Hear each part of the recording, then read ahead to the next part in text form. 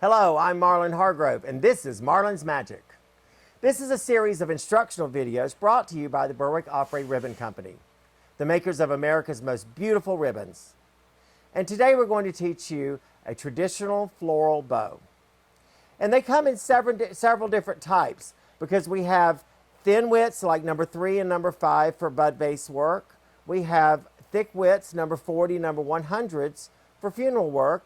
And then we have the traditional number 9 for mostly potted plants or vase work. And these are bows that you will definitely need to use and need to know how to tie in order to make your floral life easier and much more successful.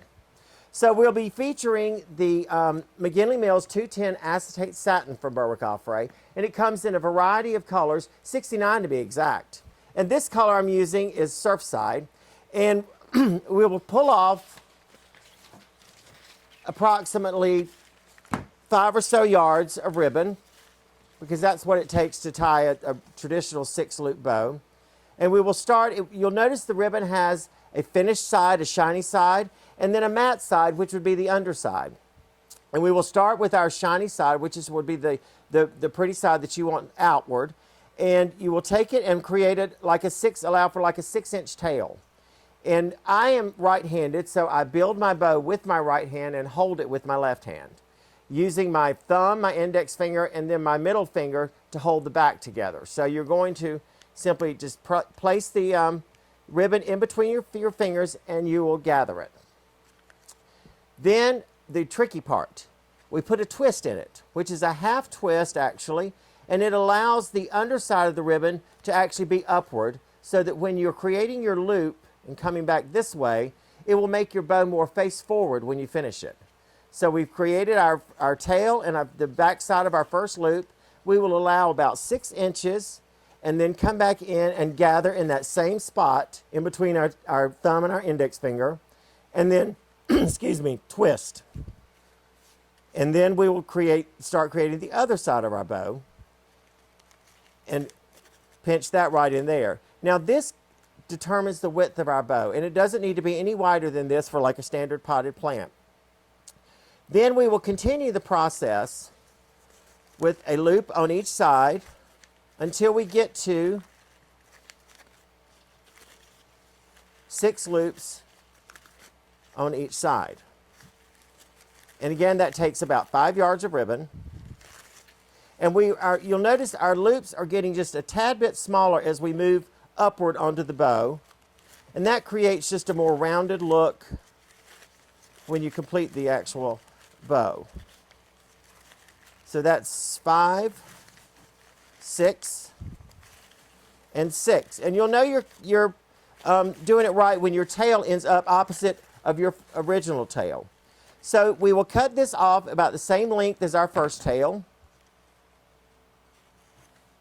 And then as an added feature, we will take a little bit more and we can come back in, tuck that right there, and we will create just a simple loop right on top of our thumb, bringing that back towards us and twist that back out. It creates an additional tail and also creates a little loop that will cover our mechanics. Now what are we going to do with the bow once we've gotten it completed? We have to tie it off. And you can do this several different ways, but today we're going to use a 6-inch wired wood pick from Premier Wood Picks. It comes with the copper wire on the end of it, and you'll simply place that wire through the loop, bringing the tip of the wood pick to the back of the bow, like so. Bring your copper wire around, pulling it very tight onto the wood pick, and then simply twist, and your bow is on there. If you're using a heavier tight ribbon, you may want to double secure it with like an 18 gauge floral wire, and you will put that through the loop as well, extending the one end of the wire down the length of the pick, bringing it around the back, and then twisting that downward. That locks your bow onto that pick. And then you can simply just put it right into your potted plant. Fluff it out, and you're done. Now, so we will be continuing this series using our other widths, And we appreciate you joining us today for Marlene's Magic, and come back for the other two. Hi, I'm Marlene Hargrove, and welcome to Marlene's Magic, a video series brought to you by Berwick Offray Ribbon Company, the makers of America's most beautiful ribbons. And today we're working in the second of our series on bow tying, traditional floral bows that you need to know how to do in order to be a successful florist. Today we'll feature our number 40 ribbon, which can be used for funeral work, for wreaths, garlands, anything of a larger scale. And we use the wider widths just because it produces a better look, and it's in proper scale to the actual item that you're using it for. This also comes in a 100, which some people do choose to use for funeral work. As earlier, in our first video, we used the number 9 for our potted plant size, which is a great size to learn on. And we use the same concept with our number 40, it's just our dimensions are a little bit different. So we're going to be making a bow today that would fit perfectly on a little indoor spring wreath. And we will start with our tail, allowing about 8 to 10 inches. And we will use our thumb and our index finger at our gathering point for the knot of our bow. Using our shiny side up, and then we'll add our twist, allow for another 8 to 10 inches for the first loop. We bring that coming from behind forward and tuck that in, and then twist again, repeating that same pattern, coming from behind and bringing forward and gathering up into our knot. Now this is again our dimension of our bow, and it won't grow any wider than that. Actually, it's going to diminish as we build the layers, and it'll make it more of a rounded front bow. So we will continue that process, adding one loop to each side and twisting with every gather until we're going to get about 6 loops on each side and then a small loop in the center. So 3, 4,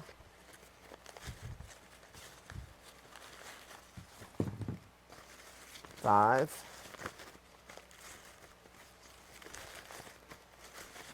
and 6.